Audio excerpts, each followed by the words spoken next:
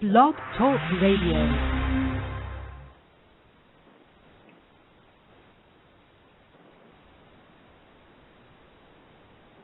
Paranormal Review Radio.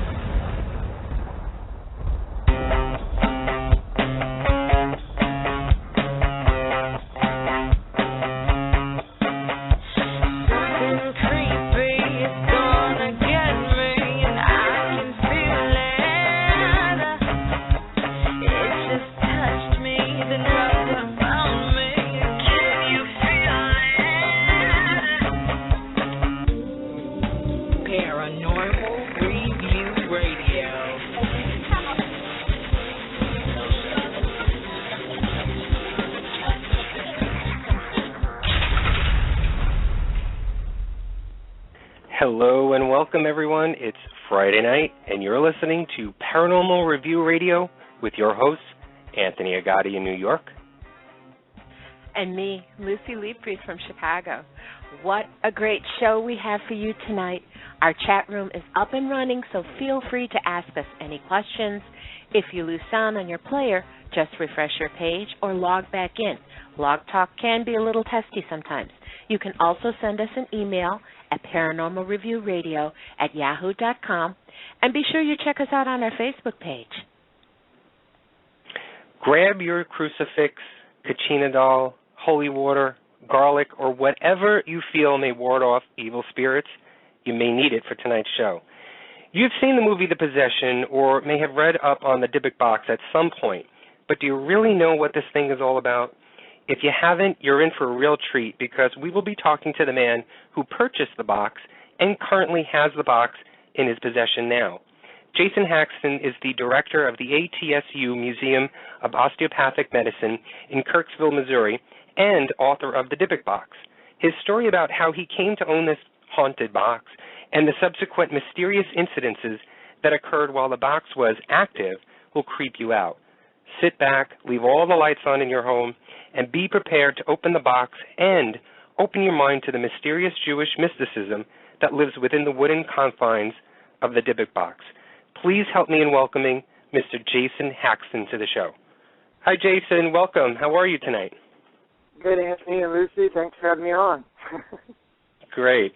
Well, welcome to the show, Jason. You know what? I just have to start this off, and I have to ask you, is the Dibbuk box near you right now?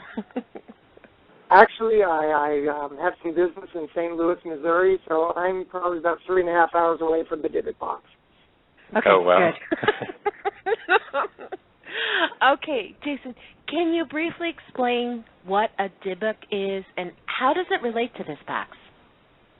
Well, and that's the thing. The Dibbuk is actually a term, and it's normally spelled D-Y-B-B-U-K.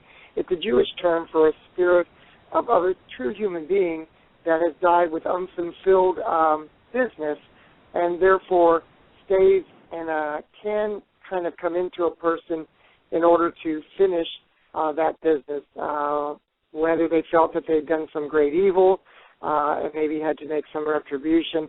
They then find a human host and cleave as a spirit to them and uses you in different ways to finish their business so they can move on in life, or in death, I guess. Okay.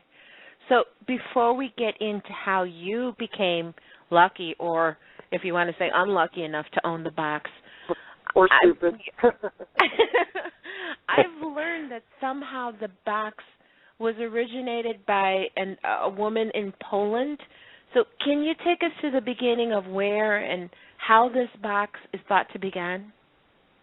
Right. The way the story was related through the family that actually got rid of the box to begin with is that their family, in the 1930s, living in Warsaw, Poland, had seen the signs of the Nazis and that regime taking over, and it kind of scared them. There's a lot of uncertainty. And the thought was perhaps using a little bit of mysticism, this Jewish family might be able to get a little bit of an edge and protect themselves better. So they were doing seances, and sure enough felt that they had hooked into some type of a spiritual being. And the spiritual was giving them all kinds of information about themselves that was very accurate and also predicting things.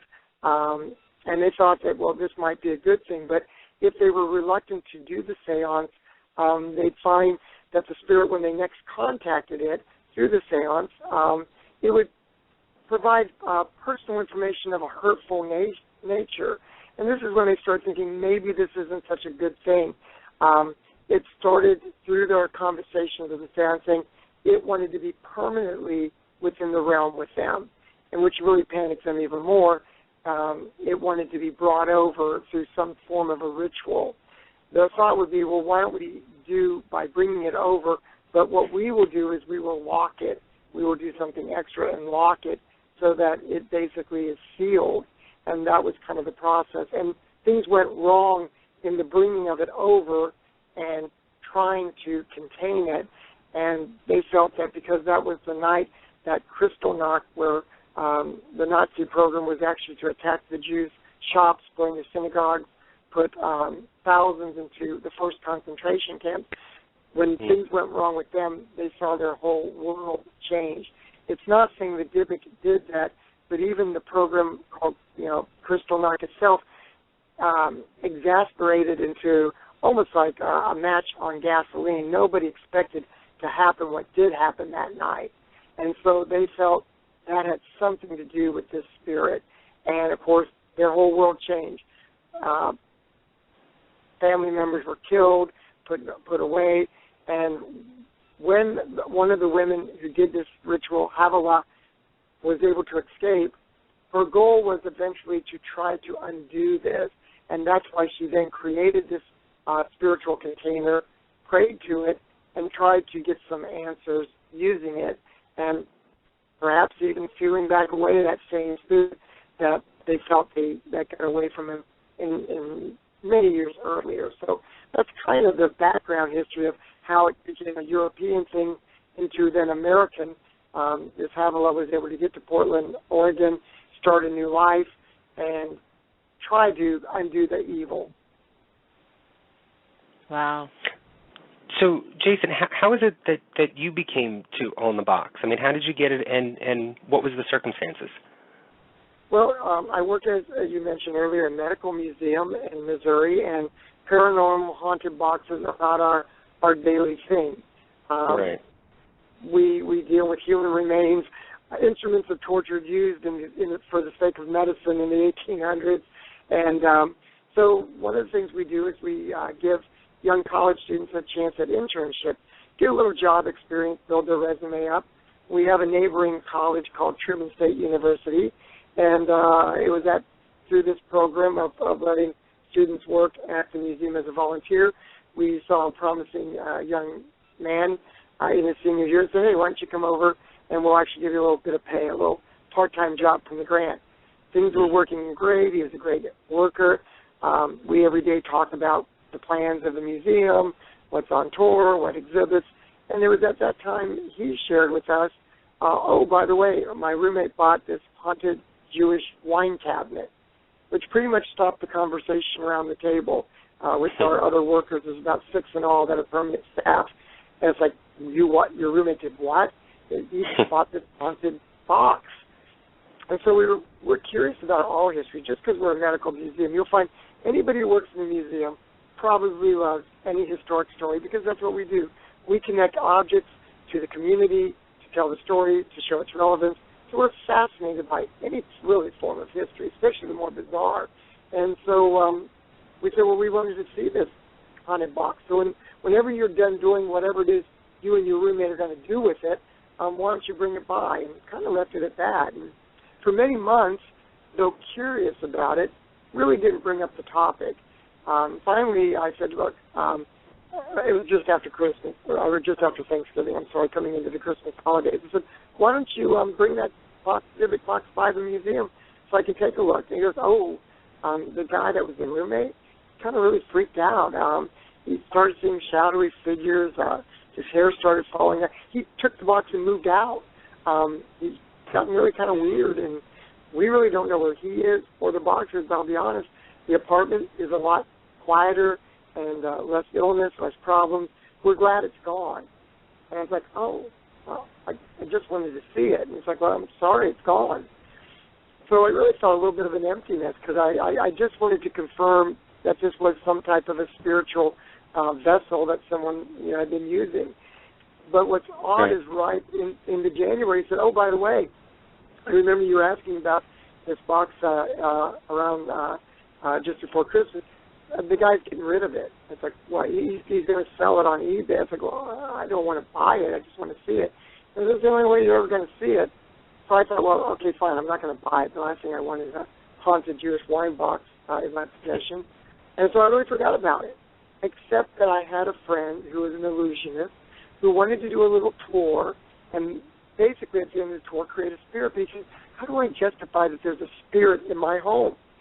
And so if you had the Dibbuk box, you can justify a spirit. He goes, well, and what is this? And I told him the whole story. I said, well, we'll create one. He goes, what do you mean create one? He goes, can't we get the real thing? I said, well, yeah, but why would you want the real thing? What if it's haunted? He goes, oh, all the better. And he goes, you buy it, and I'll take it off your hands if there's any problems. And I thought, well, I really did want to see it. I thought, this is a great opportunity. Well, I bought it, but then things went wrong, and he really never ended up with it, and I ended up stuck with this thing for week after week after week where he would take it or couldn't take it. And at that point, my life had gotten so turned around, I felt that I needed to undo whatever my illness was on. My eyes looked like somebody gouged them with their fingers. I mean, they were constantly bloody. I breaking out in hives, and I was choking constantly, having taste of foul-tasting metals in my mouth. Things that never happened to me. And even I was seeing these shadowy figures and zips of light. And again, none of this had ever happened before. I'm thinking, it's a psychosomatic. Did I poison myself? We're museum people. Things can be contaminated with both heavy metals, arsenic, cyanide, mercury, or human material, biohazard. And so I started thinking from a museum perspective, I've contaminated myself. It wouldn't be the first time it's happened to somebody. But I ran all the tests, and when I couldn't figure out that it was some type of a scientific answer, really started working with the rabbis and Kabbalah and even a few Wiccans to find out if there was a spiritual answer. Did you ever find out what took the college students so long to get rid of the box? Well, they were actually having things occur. He had it about the middle of June, and then he kind of basically left with it, like I said, in November. And then by pretty much by the end of January, he had his fill. At this point, his health had deteriorated. He himself, his academics had gone from being an honor student to basically being on probation. He was moving from home to home to home. Actually wasn't staying anywhere and constantly acting as if being chased. And so I guess that's one thing, is he reached his end probably after about 8 months. Okay. Why don't we talk about what's inside this box? Because I find that to be mysterious. Can you tell us about the contents and maybe the significance of each of those items? Yeah, and some of the things I might have found out about. Well, the obvious items are, of course, 2 locks of hair, one red, which would represent probably lightness, one definitely black, so black it almost looks blue, and it's human hair. Look at it under a microscope, and it's like, that's pretty disgusting stuff. So you don't know whose hair it is, but hair has always been used ritually.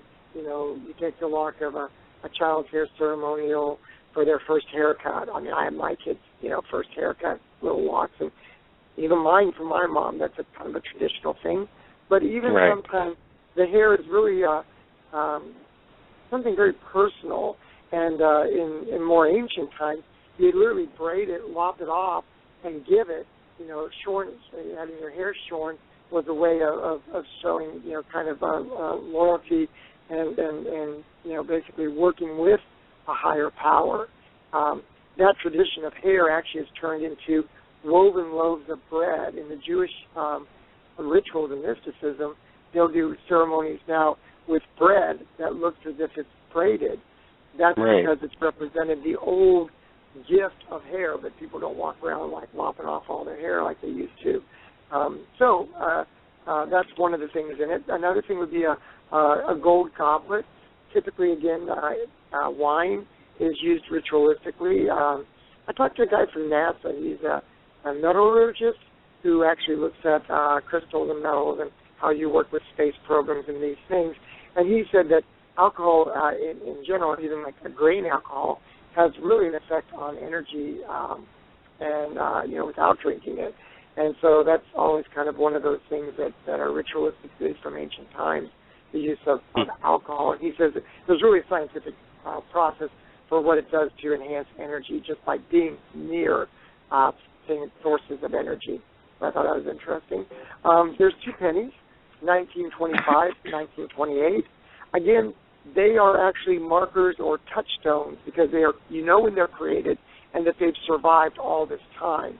So again, these are items that you can specifically identify have an experience of a certain amount of years. So those are touchstones for magic to some degree or mysticism. There's a dried rose from nature, something very certainly powerful with scent, and people are all familiar with that kind of item, flowers as gifts and things. The strangest thing in it, aside from a candlestick that has octopus teeth, this is a Peking glass piece that is from about 1890. The company burned in 1920. So this is something that if you guys were out there hunting around, you could actually find. I mean, they're out there, these little octopus foot pieces. They're not really common, but if you hunted, you could probably find one because, again, they were mass-produced, but probably by now have fallen out of fashion and most are thrown away. And then the last piece is basically rare granites. There's 4 pieces of rare granites that are not from the United States. That and granite is basically quartz crystals that actually hold energy. So if you were to tap this statue, you can call it that for a better purpose, more energy might come out than went in. And so I also learned recently about this granite statue that granite actually can be radioactive. I was in Aberdeen, Scotland about a month ago, and I was admiring the town, which all the buildings are granite, which they look like they've never even aged, because granite's almost indestructible. I said, I love your city. And they said, well, do you like the way we glow? I said, well, what do you mean? It's like, well, this granite tends to be radioactive. So we're constantly watching for radon gas, which then, okay, there could be an explanation for the hair loss, the damaged eyes, the skin problems, the choking. All these things would be basically radioactive poisoning. So, again, always trying to look and see if there's a connection. But all I'm saying is, having done everything possible, I've not seen anything that would actually lead me to believe that there is radioactivity. This granite piece would be used, and it has the Hebrew word shalom, which many people have heard shalom as peace, but in this form it actually is a level of peace that is almost unattainable except in death, when you're thinking of truly shalom in this fashion. And so this piece also is counterbalanced. The top has more granite than the bottom, but it's epoxied together. So it actually has a kinetic energy of trying to fall. So if there were a battery, there could be multiple reasons. It could have some radioactivity. It could be kinetically trying to fall, so there's an energy in gravitational pull. And the fact that quartz itself carries energy. So if there's a heart to this little mystic box, I would say it's the granite statue. And why you have this is you focus on the word of shalom, of peace, to really concentrate, to really connect to God. But at the same time, if God is connecting to you, the granite is a powerful enough stone that it can block that energy and protect you. So it kind of lets you communicate and has protection, is the whole idea of this statue from a Hebrew text, or Jewish.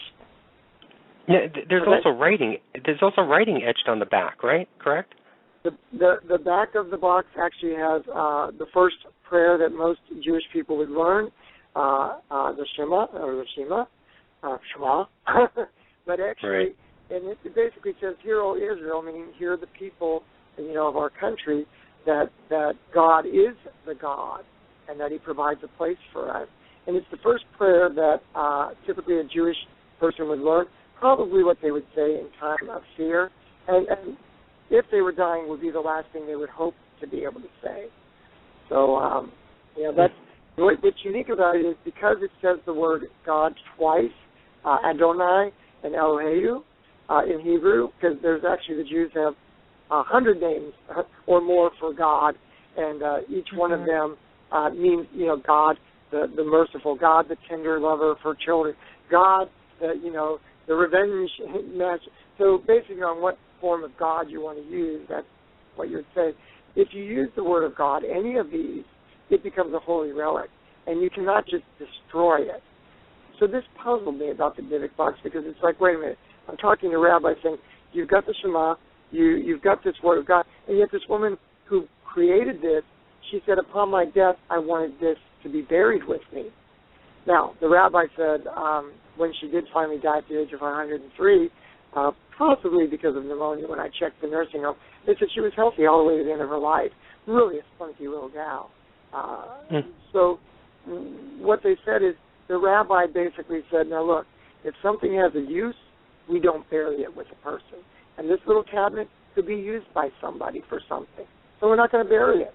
Well, now the family had the dilemma. They had this creepy little prayer box that Grandma used with these ritualistic items in it, and they don't want it. So they just put it out in their yard sale of her stuff. An innocent antique dealer who kind of does design and so on, sees it, thinks it's okay, buys it, thinks if I clean it up, I can give it to my mom for a birthday gift coming up in a couple weeks. And this is how the Dibbuk box ends up outside of the family into really the public. He opens it up. Horrible things happen in his shop. Horrible things happen to his mother, who gets it as a gift. She said, as soon as I saw that gift, I knew it was bad. But what do you tell your son who's giving you a birthday gift? Get that piece of crap out of my sight. It's like, my mom would never do that. I'd give her a lump of dirt, and she'd be, oh, my gosh, it's the best piece of dirt I've ever had. Right. So, and she said, I took it. I took the gift. And she goes, as soon as I touched it, a power came over me. It was as if a volcano exploded. They live near Mount St. Helens, which has exploded, so they know what that means. She goes, I was scared to death.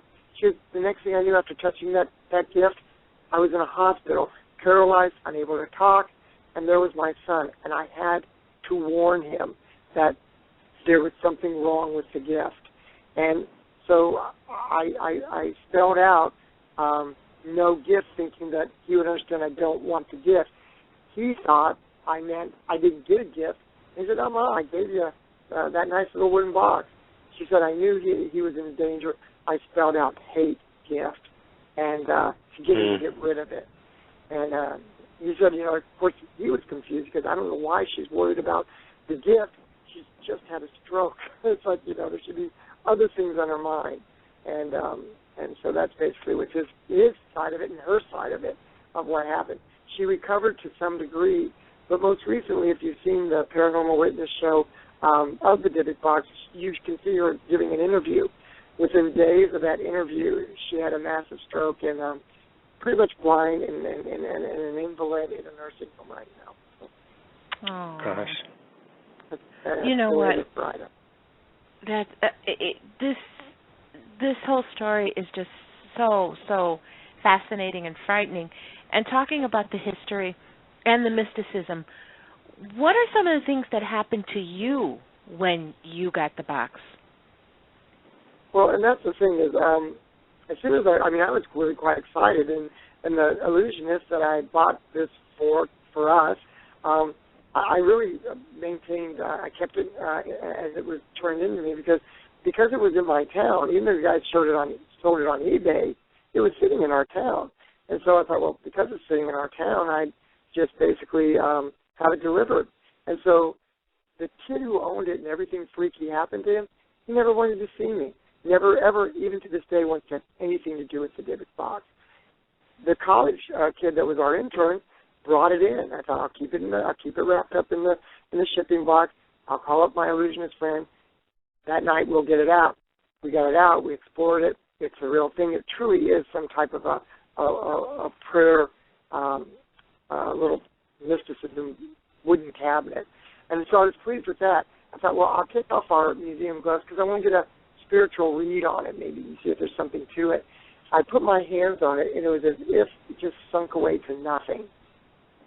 And at that time, I immediately felt as if someone took a knife into my gut and started ripping it up towards my throat. It was such a nauseating, incapacitating pain that I literally just put it in the container and left. I just was going to go home. I was done with it. The pain didn't go away for days. I went to bed that night, and when I woke up in the morning, it was as if someone had literally poked my eyes with claws. I mean, it was bloody. No explanation for it. Went to optometrist weeks later because I thought, well, it would just heal. Never healed. Went to the optometrist and he said, well, you've had a spontaneous drying. Your eyes have just basically lost all their moisture. It's like, well, what causes that? It's like, well, there's no explanation. It's like, well, these drops will help, but your vision is damaged and you'll use these till you die, which seems to be pretty much true. If I don't use it, a belladonna, it's actually a poison you have to use. If I don't use it regularly, my eyes start to get bloody looking again. So that's just a few things. I'm choking constantly, breaking out in literally welts from head to toe, and literally then vanishing, only to return minutes later again. It's as if you've been stung by a nest of hornets. Wow. You know what? I want to talk about Kevin Mannis for a second. He was the previous owner of the box, and right. he made claims that the box did affect his family, his mother. Did the activity affect your family at all? I should say for the most part, one thing I did do is really keep them unaware of it. As soon as things started going bad with me, it was really almost as if they didn't know it existed and where it existed if it did, and really didn't talk about it. Though the strange thing about it is when it was around or things were going on with it, my son himself had picked up the jasmine scent, which is one thing it puts out. And if you move it, typically I discovered whenever it was moved, it seemed to disturb it. There would be this cat piss, this urine smell, a real foul odor. And so that was kind of strange about it. And so that was one thing. He actually saw some of this almost like a dimorphic, undulating kind of shadow. It was almost as if black flame had creeped across the floorboard, up the wall, and across the ceiling. This went on for minutes. I mean, it wasn't something like, oh, there it is, and it's gone. It just didn't stop. And things like that, zips of light, literally sitting in a room at night. So obviously there's no light, no sun, just an overhead light, and really watching a shadow from a fixed light where there's no movement, literally watching a shadow just kind of float underneath you like a cloud and just go out through the wall. It's like, what is that all about? These were things that just made no sense, having it around. So those, strange dreams that were prophetic. You have dreams, and the dreams would all come true. I mean, typically revolved around things about this stupid box. And so I really, at that point, decided I think I need to get more help from somebody. The scientists were out there giving me suggestions, but the rabbis too. So this is a mystical object. And I said, well, wait a minute. If you think this is, why is it with somebody who has a Methodist background? Why not with someone Jewish? And they said, well, the difference is that you will question everything about us. We don't believe there are any accidents. So if you have it, you're supposed to have it. That's just the way it is. There are no accidents in the world. We might not understand why things are happening, but there really is no accident. You're to have this thing. And the rabbi said, I think you're to have it because you tend to question everything. For instance, you even question, you got the word God, and yet this woman was going to bury her with her. This makes no sense, in why she would consider this. And he says, you're right, so I don't get it. But I said, so something's not right. He re-looked at the prayer and goes, oh, my gosh. He goes, I'm so comfortable with the Hebrew language, I didn't notice that really the word for God, Adonai, which you heard, we've actually used just two. They look like quote marks. Those are called yod. That's just a symbol. It's kind of like, it's like G-D. It's God.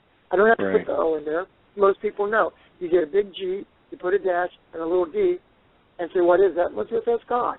Well, in the Hebrew language, you use two quote symbols, and it says God, even though it doesn't say God. It's like, I said, okay, there's that. What about this Eloheu? That's written out. He said, but look, I hadn't noticed this earlier. There's a little hyphen. It's Eloheu. It's not written that way. Because you put a hyphen in it, it doesn't say God. I know it sounds like a technicality, but, it doesn't say God. And so he goes, that's why this thing could have been buried. He goes, Jason, you see, this is why you have this, because we tell you things, and if it doesn't make sense to you, then you're disturbed by it. I looked at the prayer, and I saw it for what it was, and I thought, there it is, just a Shema. But when I studied it closer, I caught the little subtlety. He goes, by the way, people would not typically write the prayer this way. But I'm so used to the letters, I just read it and skipped the weirdness of it until I stopped and really looked at it, So that's one of the reasons they said that I was supposed to kind of work with it. And they said I did a pretty good job of really challenging the piece and coming to some conclusion. And as I said, there is something to it. And they also, the Jewish museums, rabbis, Kabbalah, they said this is Jewish. This could not be faked by someone. It's someone who understands the Jewish faith, the Hebrew writing, the whole mysticism aspect, because we know that this is created by someone Jewish, period, that we're confident of that. So, So now I did. For what purposes? It's not typical. It's not typical. One of the things that I read when researching this was that the box chose you. So you believe that? You believe that your purpose was to get this box and to question it? I'm starting to believe that because when I went to buy it, keep in mind, anybody could have bought it all over the world, and 5,000 people were watching it. That's a lot of bidders, potential bidders on eBay for anything, And I was only going to put in a set bid.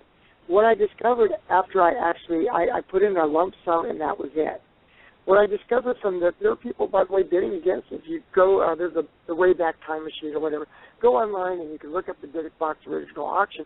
You'll see that there were actually multiple bids, and that there were bids against me right up to the end. But those people that were bidding against me, at the last second, when it hit my maximum amount of money, because I just threw in one bid, one lump sum, and anybody who goes over my sum gets it.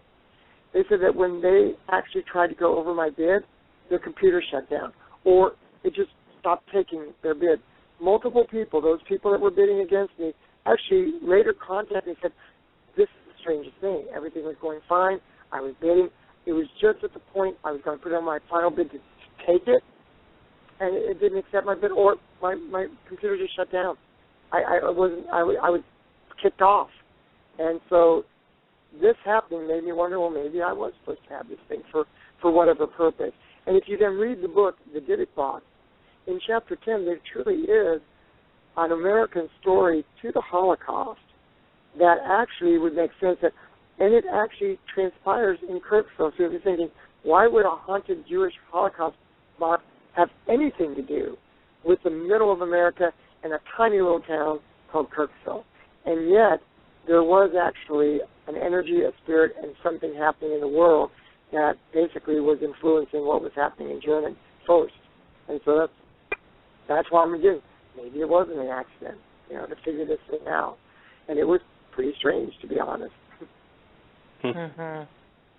Well, you know what? I did hear a recent interview with both you and Kevin, and you both seem to have a very good relationship. But in the book, at one point, it seems like Kevin's a little bit unwilling to help in researching the origin of the box and its contents. So did you ever discuss the possibility, or did you ever entertain the possibility that the whole story wasn't true and that Kevin may have placed the items in the box himself, or there was something more to what what he was putting forth? Well, there is a lot of, through my research with various family members, half siblings and siblings and family people who knew them. What I've come to the conclusion is something, and I've been honest with Kevin, something still bothers me. Now, across the board, there are just as many people say there is this family, this thing did come from them, but I think they might possibly be more meshed with Kevin's family or somehow be part of Kevin's family. I think those are possibilities, but those will never be discussed. I mean, what I'm saying is that's where I always feel like when I start going that route, I hit a wall. It's basically, Jason, it's not that. And you have family members that said, oh, yes, it is. That, is it any coincidence that the 133-year-old person who had the box and Kevin's own grandmother also lived to be 103? Do you not think that there could be something there? This is from a family member. And we know that this person practiced mysticism and did things like this and felt that they were successful. And then I've had just as many people say, oh, she tried stuff like that, but it was a joke, and no. And then no. She never, ever tried anything like that. It's like, wait a minute. There's 3 family members. All of you have lived with her for great amounts of time, because this woman lived to be so. And we've got from, she was into it, she was good to it, and she did it. She tried to do it, but she wasn't good at it.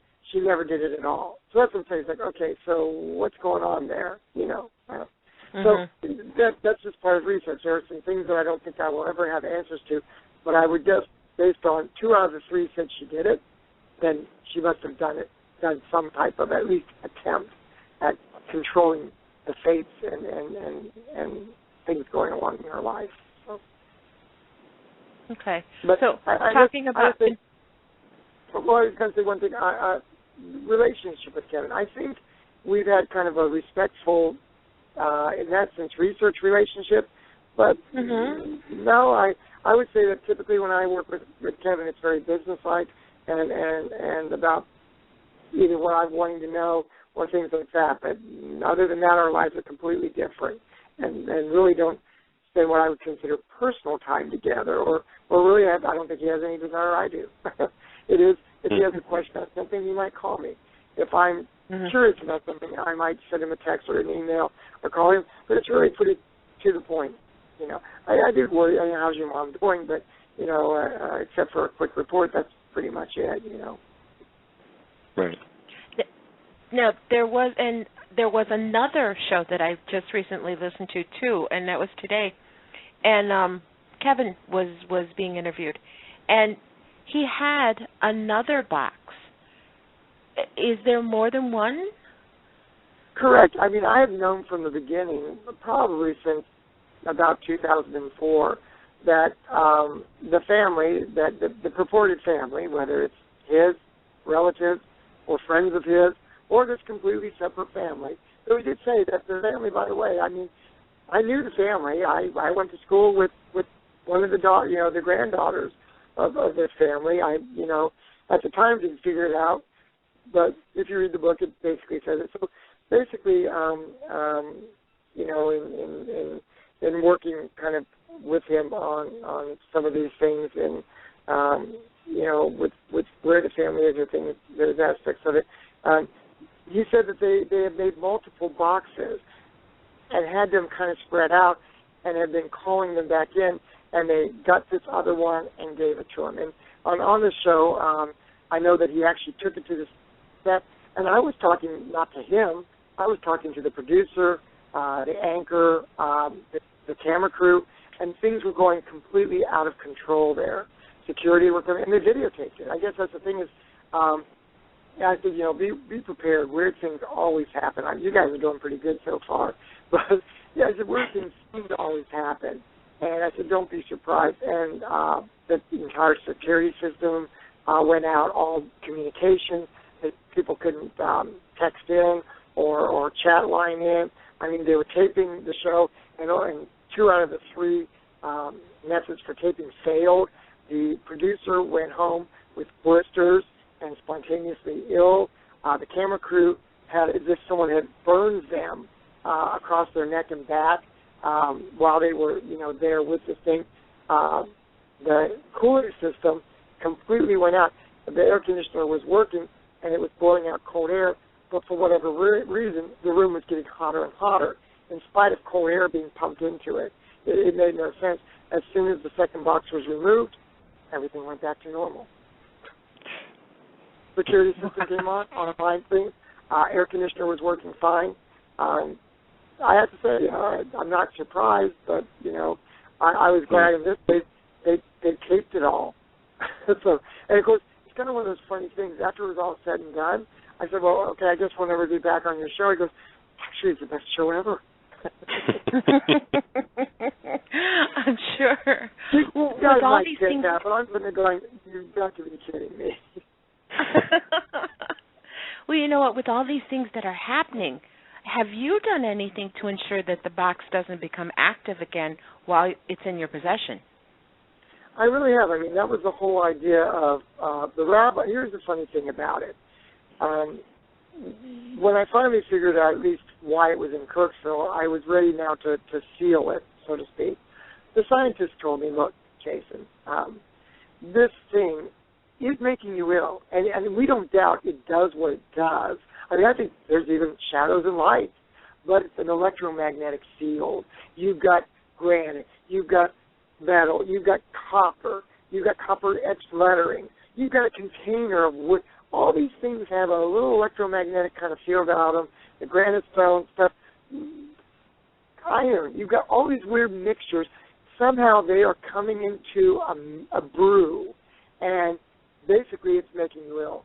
So you need to short-circuit it. The best way you could do is put it in some type of a container with gold. Gold's very conductive. It will ground it. It also, if there's radioactivity, block that.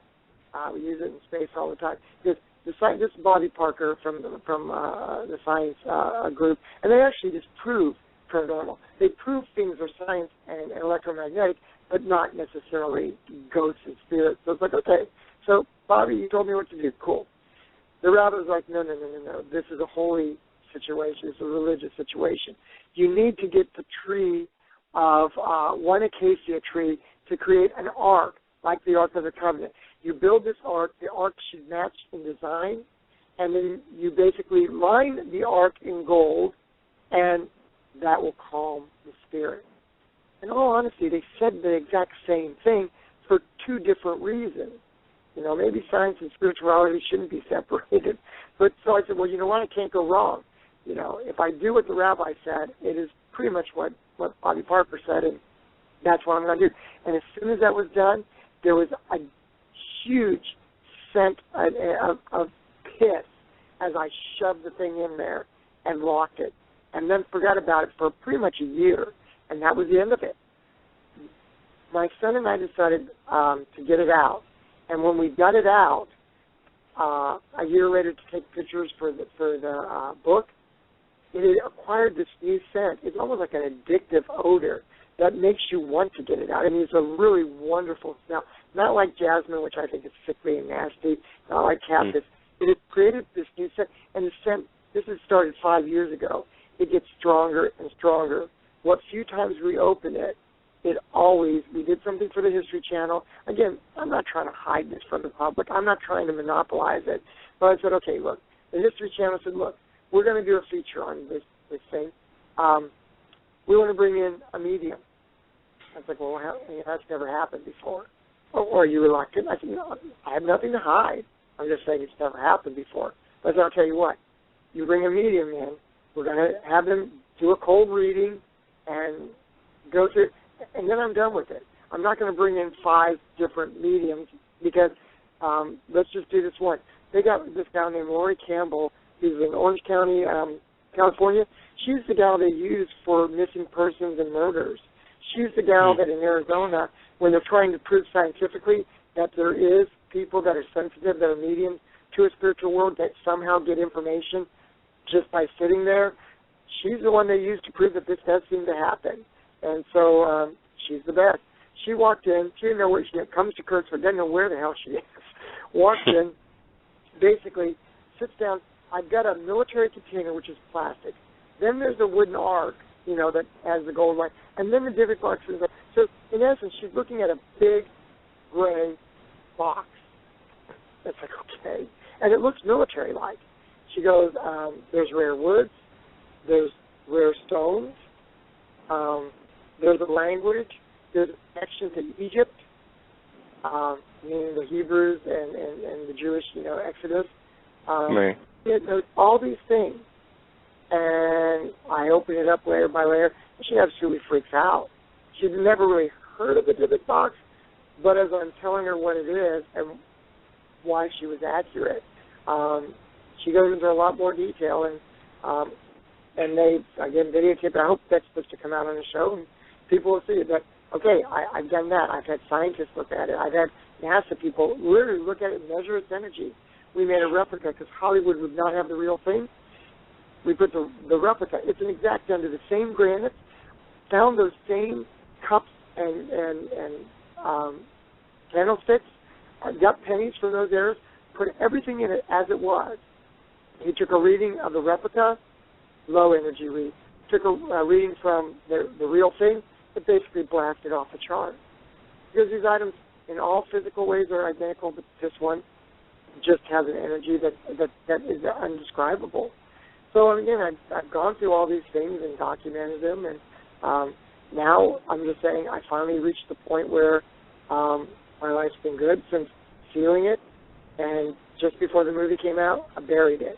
The one thing that's strange is the night that it was buried, we live in an area where it's a pretty wild wood area, and wild animal stuff.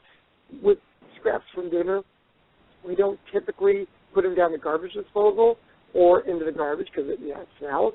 We take scraps from the meal and dump them out in the woods, and animals eat them. My wife, I make the dinner, so she takes scraps out. No big deal.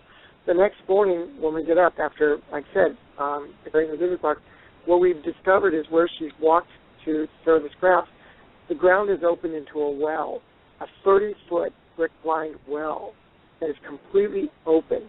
And she just stepped over 1 foot. She probably would have fallen to her death. But all I'm saying is you bury the box and a giant hole opens up to swallow you up. So, I've got an 8-foot square fence over so nobody will fall into it until I decide what to do with this gaping hole. I mean, to fill it in would be like almost impossible.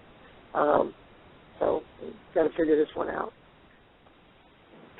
Are you afraid? You mentioned that you buried it. Are you afraid that someone may, walk upon it and find it without you knowing? It is buried, but it's not in a situation where someone could just stumble upon it and get it. It really is. Okay. It's really not possible. So there are protections within it, but it is basically buried and forgotten. But at the same time, I've done it in such a way that I don't have to watch it. I don't have to worry about it. That it's inaccessible. So. I should say for people that are worried about, oh my gosh, one of the things you're supposed to do with objects like this are put them in the ground and they'll drown in energy. But you have to understand, it's in an acacia wood. This wood grows so slow and sappy, it's indestructible. I once received a mahogany, which is a similar wood to acacia. Again, that's the ark is made of because it's made of the temples that's found, in the desert. I once received a mahogany chest that sat in the Persian desert for 200 years. The wood is so slow-growing and sappy like acacia that it's basically bug-proof, waterproof, heat-proof. It's indestructible. So we've got the ark in a container that's indestructible, in a military container that's atmospherically and also materially-wise indestructible also. So you've got two layers of indestructibility. So my hunch would be if someone dug this thing up in 1,000 years from now, it wouldn't look any different than when it went in the ground to begin with. That's how solid the materials are that are holding it. So I just put that out there just as an FYI. Sure. I mean, did you have to do any sort of ceremonial ritual in order to properly bury this? In my case, it was the religious wood and the gold that was to take care of it. So That was actually like a force field, according to the rabbis and the scientists. And it did. Everything stopped. Here's the weirdest thing about it, what I think is weird. Before I got the Dibbuk box, I on our campus to use the equipment for health equipment, the weights and the treadmills and all that, you have to take a physical. They just want to make sure that you're healthy before you use this stuff. Everyone's in medical school, so that makes sense. So 3 months before I even really acquired the Dibbuk box, I took a physical. I was 45 years old. I never actually went and lifted or did any work. I mean, it was like I wanted to do it. I thought, I'm 45, I need to do this stuff. But I didn't. 2 months ago, I decided, you know what? I'm 54. I went over there and said, look, I need to do the physical so I can use this weight equipment. He goes, when was the last time you were here? I said, I don't know, 3 or 4 years ago. He goes, Jason, it was 9 years ago. It's like, oh, sorry. He goes, what's been your regimen? I said, nothing. He goes, okay, well, we've got your old statistics. We'll take new ones. They check my flexibility, my pulse, my weight, my endurance, my blood pressure, all these things. He said, when they ran the test side by side, he said, you know what's weird about this? Is every measurement is healthier. It's been 9 years. You haven't lifted a finger, and you're actually healthier than you were at 45 based on the test. Now, it makes me start to wonder, that lady who lived to be 103 in pretty damn good health. All I'm saying is, as sick as I often thought I was, I would go to my doctor, and she goes, there's nothing wrong with you, Jason. You're perfectly healthy. But I said, but why am I choking? Why am I breaking out in hives? Why are these things happening to you? She goes, I don't know your symptoms. She goes, when I test you, you're healthy. I said, I've got tuberculosis. Something's wrong with me. She said, she runs a test. There's nothing wrong with you. I said, okay, but why? She goes, I don't know why. She goes, you're healthy. Don't panic. And that's what's weird about this is the proof is going back after 9 years and finding out that actually my all my vital signs and flexibility is better. So it makes sense. Yeah, it's almost sort of like it's almost sort of like a yin and yang. It's the good and evil. You've got the evil aspect to it, but then your health, the woman's health. I mean, it's just increasing. It boggles my mind. It's like Dorian Gray. Yeah, it's like instead of a portrait, I've got this creepy little box. But hey, as long as I don't age, it's like what the hell. Has the box changed your spiritual perception or your faith belief? It certainly has. I have to say that prior to having the Dibbuk box, and even though I was brought up Methodist, my attitude about it was, look, you live a good life, you do good things, and then you blink out and it's black, and that's not such a bad thing. It's done. You played your cards. You had your time. You're done. As I've worked with all these different people and things, I have to be honest. I truly have become spiritual in the sense of not so much in a religious sense as much as that I think we all have the spirit, and the spirit survives the body. And I research and things that I've done, I truly feel there is something that will come more. And this actually has been part of my journey. Actually, it's been a spiritual growth. When I visit with rabbis, I think it's quite amusing, but they're not surprised that this box has actually connected me to people like you guys and thousands of people that some of them been trying to help me, turned around and helped themselves.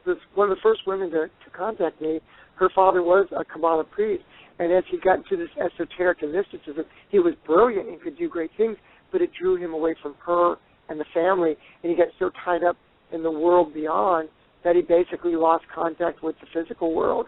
And she goes, it was, as a young girl growing up, quite hurtful, and I didn't understand it. And then all of a sudden, as a young woman, I hear about the Dibbuk box, and all of this comes back. Is there anything I can do to help you?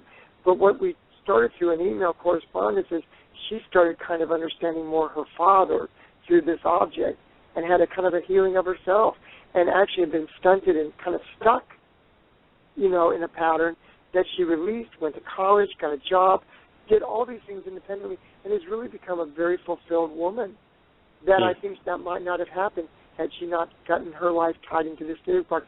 And I hear case after case after case like this where they're initially worried or focused, and suddenly things get better for them in life. So, and same with me. What I'm saying now that's kind of over. The book was just to kind of wrap it all up and be done with it. I have to say that I'm not no worse for the wear, and it's okay, but it's kind of done. Well, one of the things that I heard you say in an interview was speaking about the effects on your health and how things happen and how things are changing. You actually said that you had gray hair and now you don't. Is that true? Oh yeah. If you want, you can see pictures of me. I actually don't have gray hair.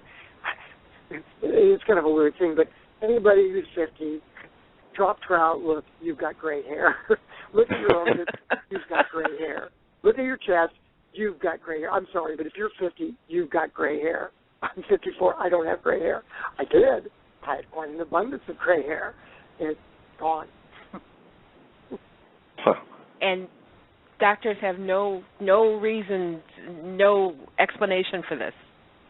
Well, the explanation is you get gray hair because as you age, your body builds up ammonia and it can't get rid of it. Your immune system's less. All these things are less. This is what aging is. It's basically you're slowly, things that work well work not so well. One of them is getting rid of ammonia out of your body. I understand that that's what causes people to have more gray hair or premature gray is the fact that they have an abundance of ammonia, that when you're young, your body kicks it out. You get older, it doesn't do such a good, and the older you get, the grayer and grayer you get. So actually, it's not typical that your grayness reverses itself. I've had a little bit of gray on my temples, but most of my hair was gray. Okay, so I want to talk about the movie The Possession now. And can you tell us how Sam Raimi convinced you to do this movie? Well, I have to let Sam Raimi off the hook. He has lawyers, and I like Sam. I revisited with him. Seems like a nice enough guy. Has nice kids. Certainly seems a little nervous around people. Maybe people he doesn't know. But as he warms up to you, I can see where he's a really nice, likable guy. He has done, of course, Evil Dead, Army of Darkness, Grudge. I mean, he has done all kinds of horror. He did American horror, then he did Grudge, Asian horror, and now he had a chance to do Jewish horror. And so he wanted this story because no one has done anything like this. And he had his lawyer call me up. Well, actually, when I called up, it's like Mr. Raimi wants to talk and wants me to talk to you. I said, well, who's Mr. Raimi? It's like Mr. Sam Raimi. I was like, oh, okay. Evil Dead? I said, I'm sorry. Army of Darkness? Never heard of it. Xena Warrior Princess? I've heard of that. Okay, he did that. Spider-Man? Yeah. Also, yeah, I like Spider-Man. So that's Mr. Raimi. It's like, oh, okay. He wants this life right to your story. I said, well, you know what? Nice that is. I live a good life. It's a kind of a quirky topic. I'm a professional. Don't really want Hollywood involved. This is a little hobby.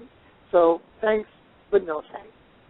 And I said, I like my privacy, my family's privacy. This could be really weird, and sorry, but I don't want that. And the lawyer turned around and said, well, if you don't work with us, we will find every legal way to expose you and your family in this story. And it's like, well, that's kind of mean. And it's like, well, we really, really want the story. Now, if you work with us, we will not do any of that, and that actually will protect you. We'll keep this kind of under wraps. And all honesty, they did do what they said they were going to do. Because if I'd had my way, no, this would have never been a movie. It would have never been involved. In hindsight, it wasn't so bad. But I'm still living my quiet life for the most part, except that I did do the red carpet. I did meet all these cool people, but they made all the money. And the thing is, the movie has really done very, very well for them. A week before, Draco Malfoy of Harry Potter, Draco Malfoy's movie, The Apparition, bombed like there was no tomorrow. $17 million, and to date it hasn't even made $5 back, and it's done. This movie, $14 million, it opens to $21, $22 million. It's probably right now at about $77 million, and they haven't even finished the international opening or the DVDs. That's not bad for a $14 million investment that had a movie just like a bomb completely. Dread, they put $50 million, Lionsgate, into Dread, and it's made I think about $13 million back. So yeah, it's like the Dibbuk box is this weird thing that refuses to be put down. No matter what the trends are, everybody's looking, going, this makes no sense. I think now the Dibbuk box makes no sense either. Well, I mean, like you said, I mean, the movie has done quite well, and I think you're right. I think the numbers are 77. I think right now, 77 million worldwide. Any plans for The Possession 2?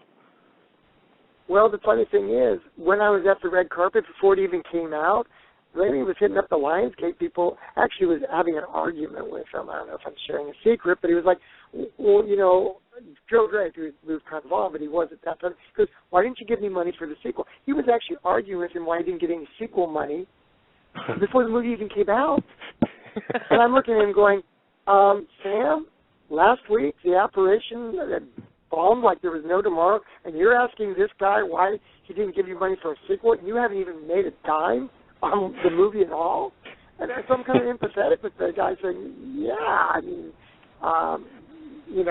and so he wanted a sequel then. Well, 3 days after it made $22 million, he's talking to him on TV saying, not only is there the potential for a sequel, but I see this as sequels. There's a lot of the story not told, and it's true. They own the life rights to tell that story. And they only told a small piece in The Possession. So, you know what? I think they actually could do an even more solid movie on a sequel to it, but that's up to them. Again, if they do it, fine. If they don't do it, fine. It really has no effect on me. They've made all the money. What little bit they gave me, I reinvested into the website, into the book to get it to look nice, and actually I adopted some orphans in Vietnam. My family went there.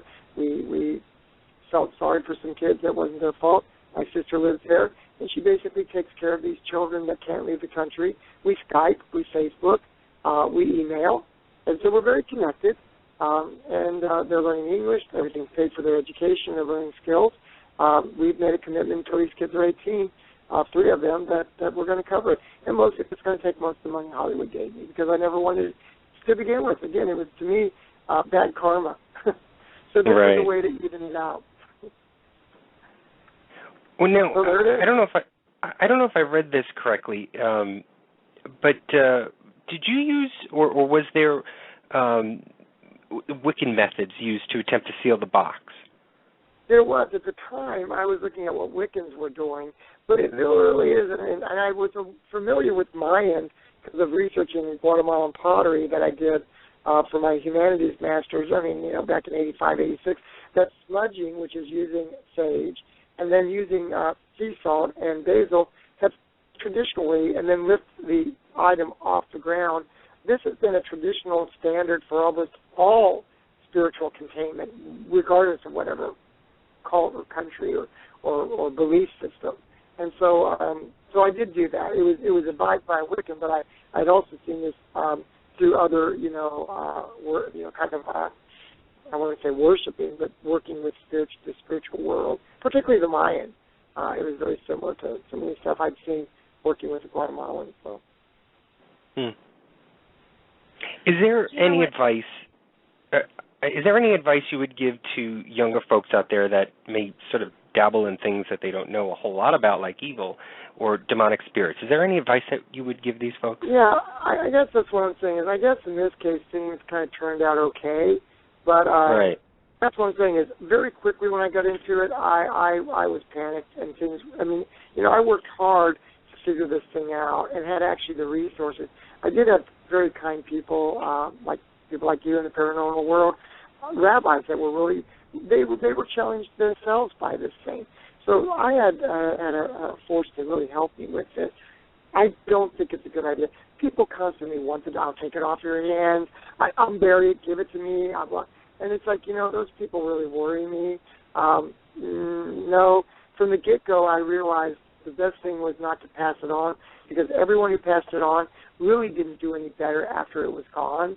And so I knew to get rid of it wasn't the answer, but probably the better thing was to figure it out. And now that I figured it out, I think it would be unethical and irresponsible to actually put it back out there, because I do think whatever prayers are put into it, it will come around. I think there was a prayer to find out about the Holocaust, and so it ended up in Kirksville. I feel that if it was prayed upon, things might happen. And when you get your prayers, sometimes they happen in bad ways. You may wish for money and say, okay, and then find out your parents have died and left you money. That's not the way anybody wants to get money.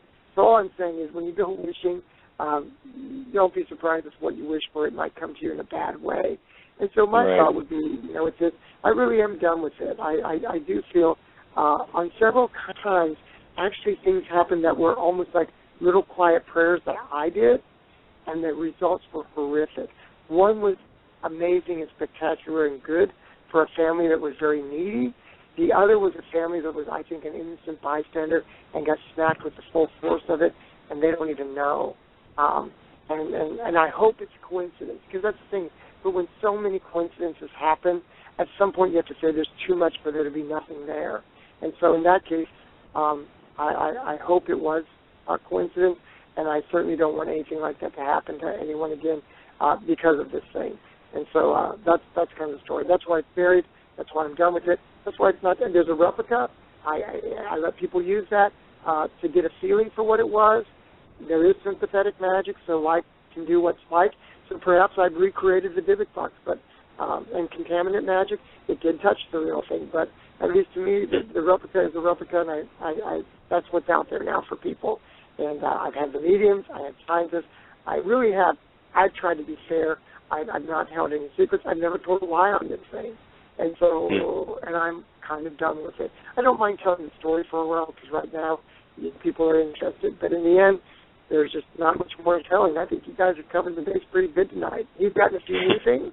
I hope your audience and Lucy enjoy that, because she's obviously done her research, and you've done a good job, I think, interviewing me tonight. Well, Great, you thank know you. what? You did state in your book that perhaps the purpose of the Dibbuk box today is to play a role in spreading the history of American eugenics, of the American eugenics movement. What exactly is eugenics, and is there much known today about what it entailed? Well, the thing about eugenics at the time was trying to create a better human being. And the ways that was done is sterilizing people with mixed blood, people with cleft palates, people who are blind, people who had hearing problems, people who are epileptic. I mean, my brother would have fallen into that category. What I'm saying is the method they were going, taking citizenship away from people that came to the United States.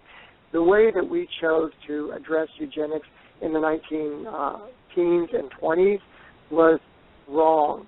And those ideas were actually looked at by Hitler and written in Mein Kampf.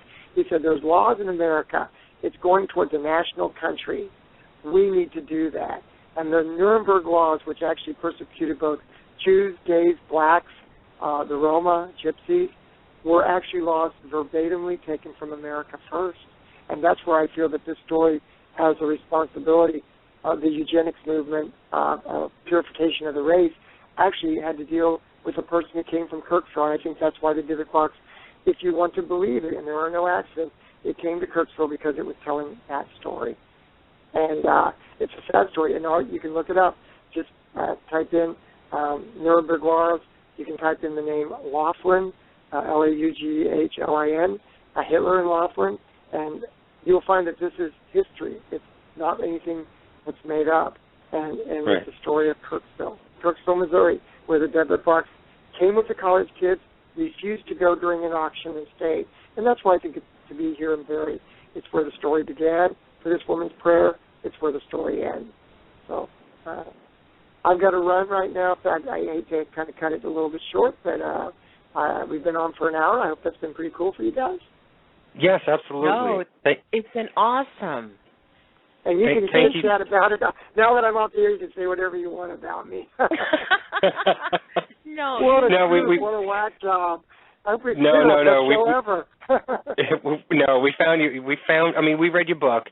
We love the story. I actually haven't seen the movie yet, but I fell in love with it, and I've watched you on, the Paranormal Witness show, and I've read and heard a lot about you, and so we thought, what great to have you on and actually get to talk to you, and for ourselves and for our listeners, just to get your story out there and see what really is in those confines of that wooden box. So I thank you so much for coming on and taking the time out of your busy schedule. And we're going to plug everything probably after you hang up, your Dibbukbox.com website and even your museum website. So again, thank you so much, Jason, for coming on tonight. Well, and I want to let you know, and the website actually is where you can buy the book, because the reality of it is the book was I had it done by a university, because those are struggling right now, public schools. And so the lion's share of the money for the book actually goes to support an educational university press. I get $1, which probably goes to my orphans, and they get $18, which keeps them afloat. And I think that's so great. So that's what I'm saying. When people are, he's done it all for money, it's like, well, to be honest, Sam Raimi's happy, the actors are happy, the university's happy, and I never wanted it to begin with, so I'm pretty happy too. That's thanks, so guys, great. and have a good night. Okay? Thank you so much, Jason. Take care. Okay, bye-bye. Bye-bye. All right, so that was Jason Haxton. You can check out his website, which I believe Lucy just posted up in the chat room, which is Dibbukbox, Dibbukbox.com. You can also find him at his normal day job, which is at atsu.edu/museum. That's the museum that he works at in Missouri. And actually, we did have one more question for him. I wanted to find out if there was anything in the near future, if there was going to be a second book coming out. But maybe we'll follow up with him and we can post that information, right, Lucy? Yeah.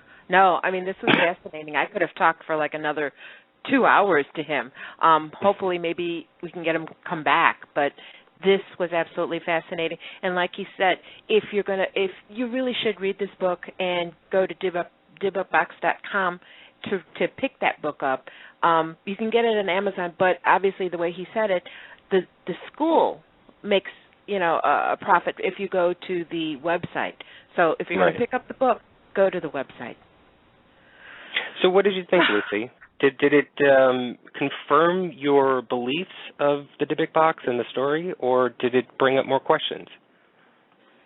He answered a lot of my questions, and reading the book and listening to some of the interviews, I truly believe that there is something to this box.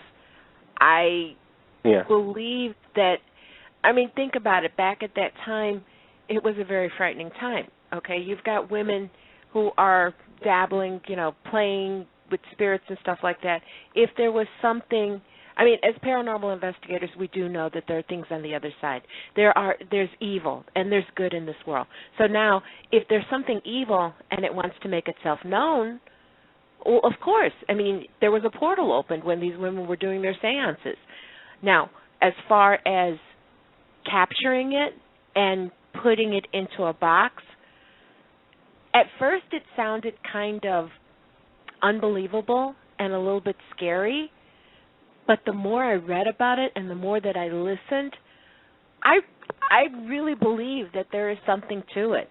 The things that happened around it, the coincidences that happened to every single person once that box was open. Now, one of the questions I didn't get to ask him is like every time he opened the box or someone opened the box, something happened. Mm-hmm. Did it stop once the box was closed?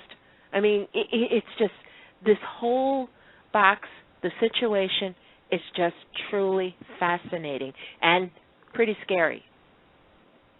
Well, we've always talked about, obviously the show is called Paranormal Review Radio, and we talk about a lot of paranormal things. And, you and I go out and we investigate locations all the time.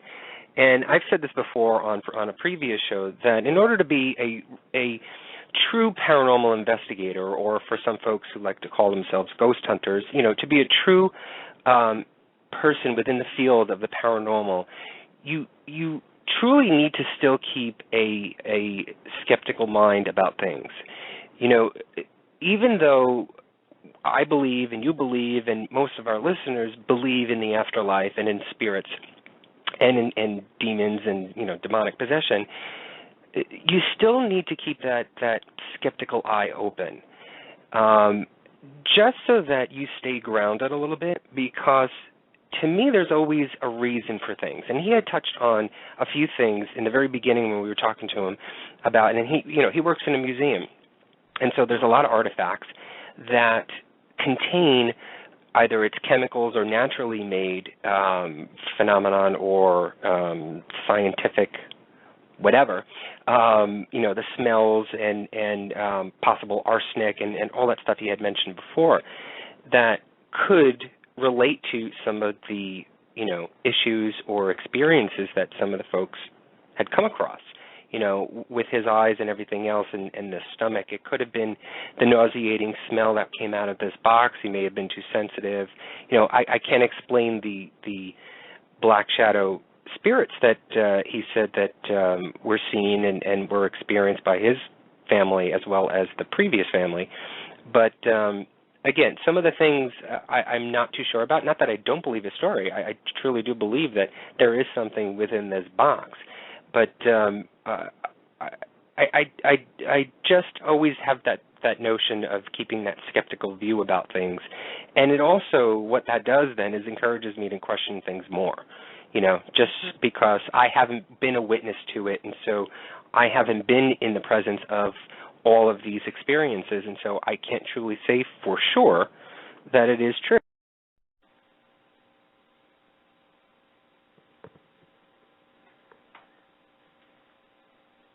Hello. Did we lose sound?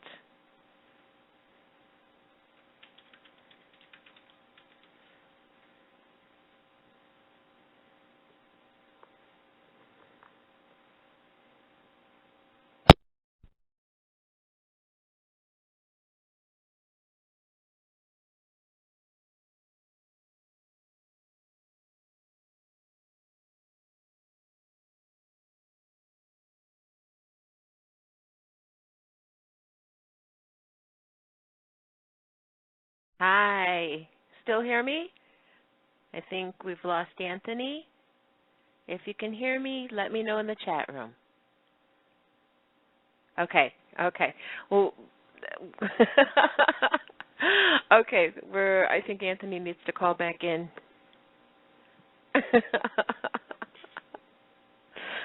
This happened again. Yes, it did. What is going on with Block Talk, or is this the Dibbuk box? I don't know. He did mention that one show, and if you go to YouTube, they actually filmed it where they were on an interview and things started happening, like the whole internet dropped. The producer started feeling really warm. Jason mentioned about it. So he said that sometimes when people talk about it or even look at pictures of it, that sometimes things happen. So I don't know if it's the Dibbuk box just reinforcing the fact that it is for real, because you were just mentioning how some things you may not believe because you haven't seen it. So I don't know, but it happened on the last show too with Mike Barra. So was that the aliens doing that as well? Yeah, that was the aliens. Not sure, but I'm telling you, I really, really am fascinated by this story. I think I believe in it. I know I haven't seen it, but I do know that there are so many things out there that we don't understand and we don't know about. And it just opened up a whole other door for me. Now I want to read more about Kabbalah. So I think we need to do a show on Kabbalah. Jewish mysticism. I mean, that's a whole new subject that I don't know anything about. Well, I think that's what attracted Sam Raimi, the director of The Possession, to actually create this movie, because it hasn't been touched on film, and frankly, I don't think it's been really touched within a lot of media points. I've never heard of the Dibbuk box until I heard that the movie was coming out. So it was interesting to hear that that someone is actually touching the Jewish mysticism side of the paranormal and exposing it. I would love to learn more about it. I'm not of the Jewish faith, and so I don't know a whole heck of a lot of it. So, and that goes with other religions as well. There's probably thousands of things that we don't know about that sort of correlates to it. And that was actually one of my other questions to Jason that I wanted to ask him, was if he knew of any other spiritual or religious sectors or religions or faiths that have a similar type of Dibbuk box, if there was something else out there that was like that Dibbuk box, or was a container of some sort of spirits that were, finished or not finished with whatever task that they wanted to complete while they were here, and are using this box to then fulfill it through you as you open it. So, I don't know, it's a pretty interesting topic, and who knows, maybe we will do a little bit more on this. It has actually, like you just said, while doing the research on it, actually gave me some points and ideas to do future shows on other types of topics similar to this, and there's similar aspects to this story and to the Dibbuk box that is related to other things that I want to touch on and actually want to talk about. I'm not going to mention it now, but I'll probably mention it to you when we talk about future shows, and maybe discuss a part of this. So it was great to have him on, and Jason is great, and he's been on a ton of shows already, and so I'm happy to have him on. I was happy to be able to talk to him. Tara just posted in the chat room, this makes me never want to buy boxes or containers from antique stores ever again. Well, that's funny. Go ahead, Lucy. I have a short story. I had bought a house, I want to say like a long time ago, and it was a single-family home, and I bought it from an older couple, and in the attic was a very, very, very old trunk, and it was locked, and it was sealed shut. Do you know that I never, ever opened that trunk? Something told me never open the trunk, and I lived in the home. Nothing wrong. When I sold the home, that trunk was still up in that attic, and I know, as far as I know, I never opened it. I don't know if the next owners did, but I never opened it. Something had told me never open that trunk. So you never did? Whatever happened to it? It was, when I sold the home, it was still up there. It was in the same spot where it was. Never opened it. Never was curious about it. Never wanted to touch it. In fact, I never even wanted to go near it. So, well, when you mentioned that, when Tara said that about never buying any box like that, I'm trying to look right now online, but I can't remember the name of it. I just saw a commercial for a new show that's coming out. I don't know if it's on Biography or A&E or Travel Channel, because that's pretty much the only three channels that I watch, about deals of the demons or deals of something, and it's almost like an Antiques Roadshow type of, or American Pickers type of show, where they go around and they go to these, I don't know if they're just individuals' homes or if they are actual artifact or antique stores that they go to and they purchase these items that are odd and weird and strange and have a weird story to it, and some may also have a possibly a paranormal or spiritual aspect to it. I know one of them was about, they showed a clip of it, one of them was about actually owning a piece of the Hindenburg. And so I'm going to try and do some research and find out what this show is all about. Because I actually want to, it actually sounds interesting, and it caught my eye because we were doing the research on it, and I saw it while I was researching. I know what you're talking about because the commercial was on, oh, God, when was it on? But it's this guy, it's almost like American Pickers, but he goes and he buys dark items, something like a dark picker or something like that. But it looked really interesting. And he goes and he buys these artifacts or things that are involved in dark happenings, and he goes and he buys them, and this show is all about it. So that looked really interesting. Well, we have a caller, Lizzie. Do you mind if we take a call? Yeah, go ahead. Okay, we've got area code 413. Hello, you're on the air with Anthony and Lucy. Hey guys, how you doing? Hey, who's this? Lou. Lou. Hey, Lou. How are you? Hey, good. Hey, I wanted to ask you guys, have you ever been out towards the Bridgewater Triangle? No. Area? No, what's that?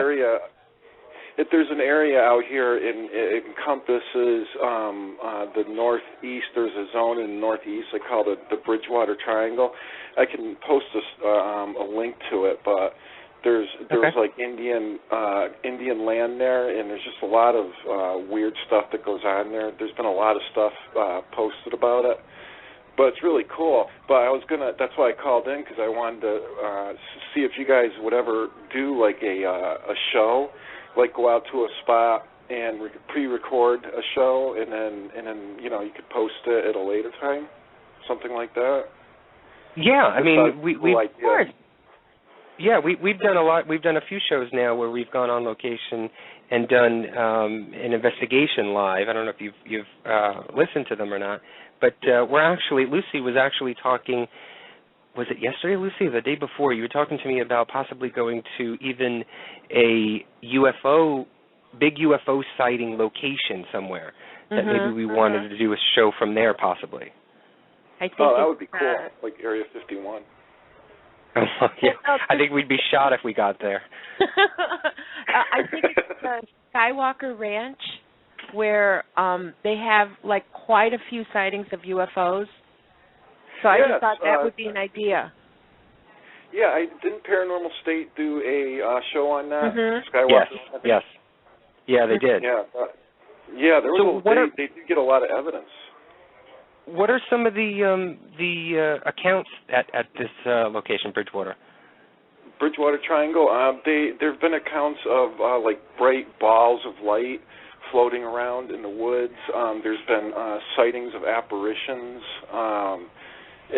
Bigfoot, creatures and stuff like that. Yeah, a lot of cool stuff out there. And I haven't been there. I mean, I'm right there. I'm pretty close, and I haven't been there yet. So I wanted to do it this summer, but didn't get a chance to. But so maybe next summer I'll be able to.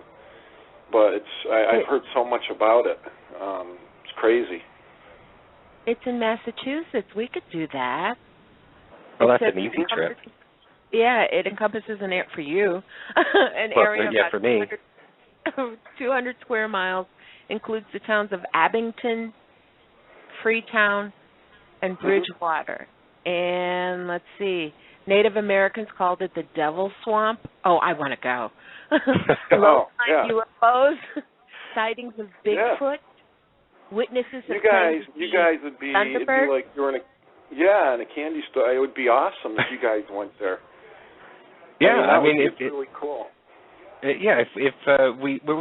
Actually, we've been talking about making plans for 2013 and where we want to go, what we want to do, and that's why that UFO place Lucy had mentioned to me. So, if we're able to do it, maybe we'll hit you up, and maybe we can, have you on the show too as we're doing it. Sure. That would be awesome. I'd love to go. Yeah. At some point, because I'm like right there. I'm not that far from where it's at, so it would be easy for me. So it wouldn't be that far of a trek. Right. Oh yeah. The link that I posted there. It seems like there's a lot of ties to Native American, Indian curses. Oh my God, this is up your alley, Lucy.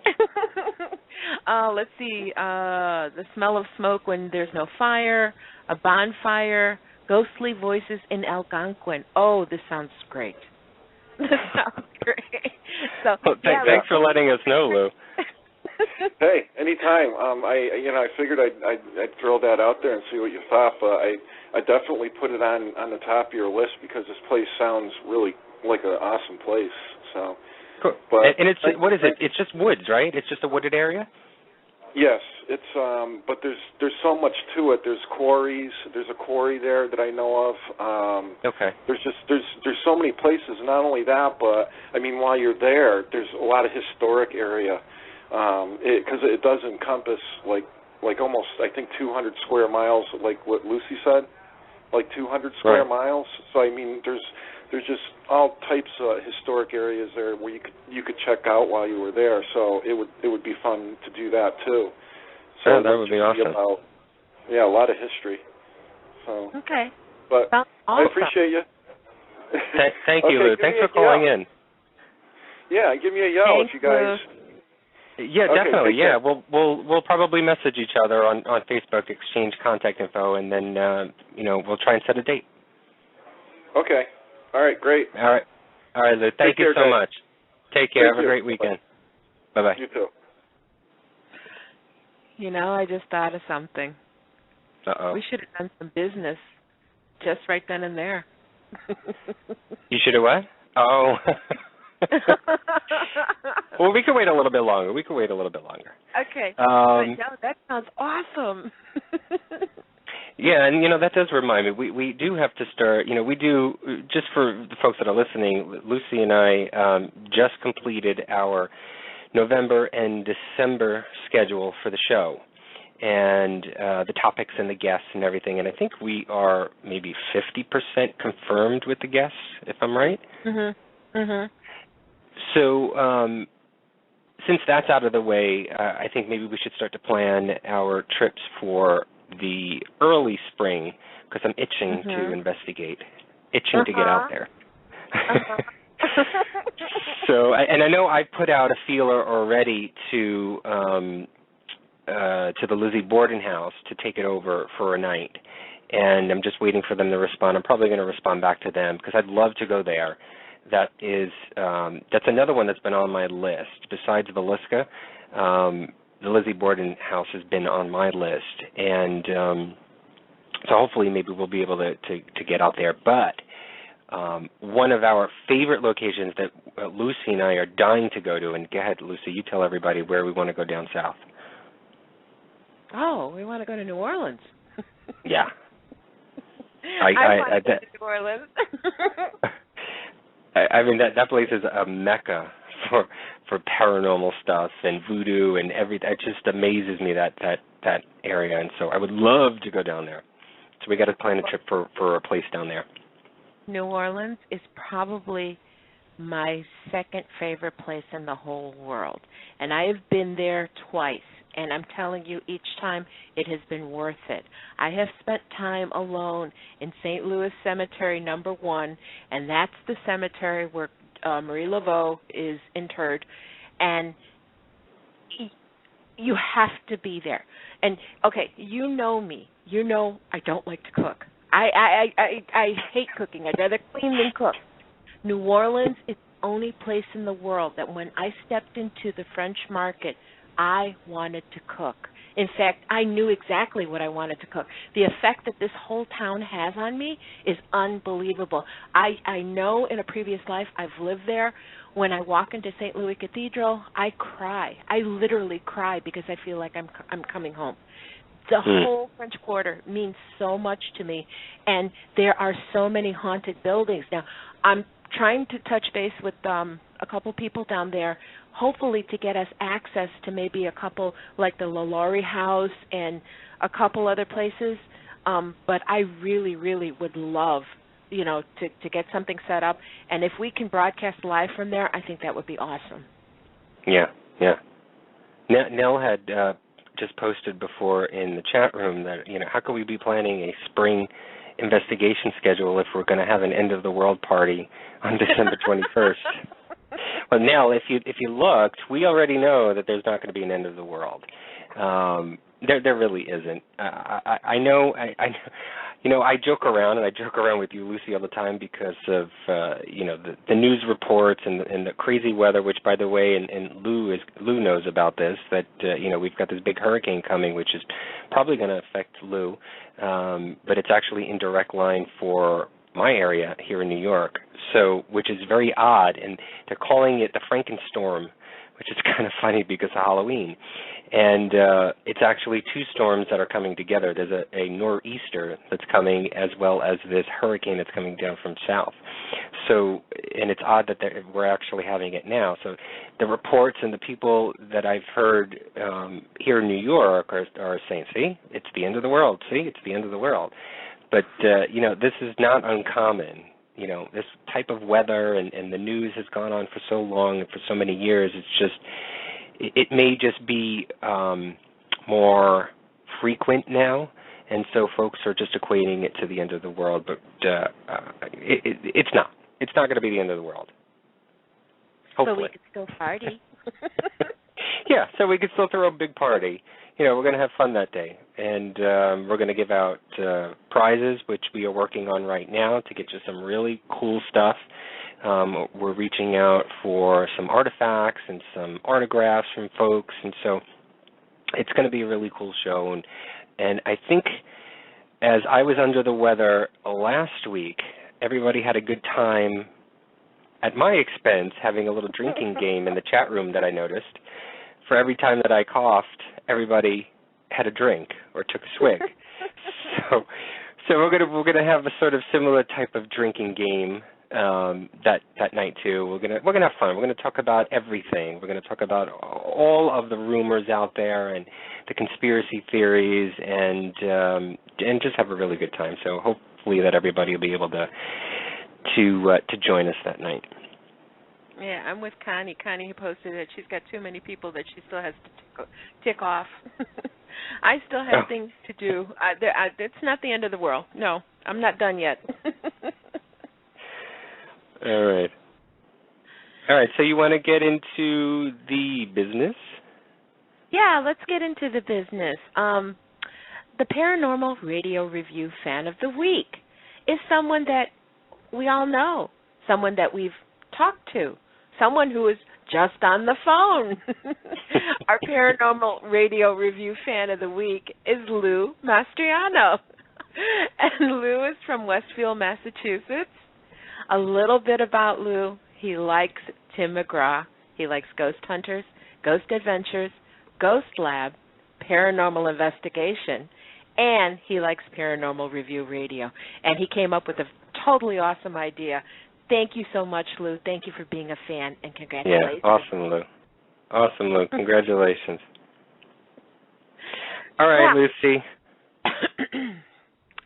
Well, I don't know about you, but like we were saying, I do believe in this box, okay? It's scary stuff, but you know what? Isn't it amazing how the paranormal makes itself known to us? As paranormal investigators, we're constantly searching for ways to communicate and connect with the other side. So have you thought about all the ways that we use to connect? What about, let's say we take all the methods that we use and let's change them up a bit. How about thinking outside the spirit box?